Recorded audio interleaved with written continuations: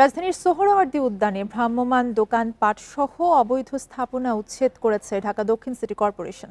সহযোগিতায় ছিল গৃহায়ন ও গণপূর্ত অধিদপ্তর এবং ঢাকা বিশ্ববিদ্যালয় প্রশাসন।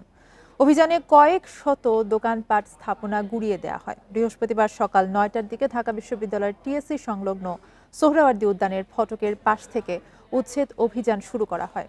ঢাকা দক্ষিণ সিটি কর্পোরেশনের নির্বাহী ম্যাজিস্ট্রেট মোহাম্মদ আমিনুল ইসলামের নেতৃত্বে এই অভিযান চালানো হয়। এ সময় জানানো হয়, ঐতিহাসিক এই উদ্যানের নিরাপত্তার স্বার্থে সকল অবৈধ স্থাপনা উচ্ছেদ করা হয়েছে।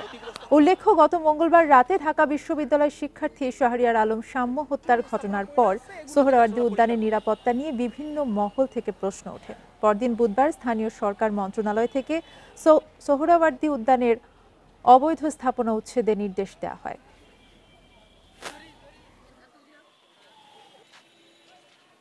আইসা আমাদের দোকানপাট সব ভেঙে দিছে, চেয়ার ভাঙছে, গাড়ি ভাঙছে।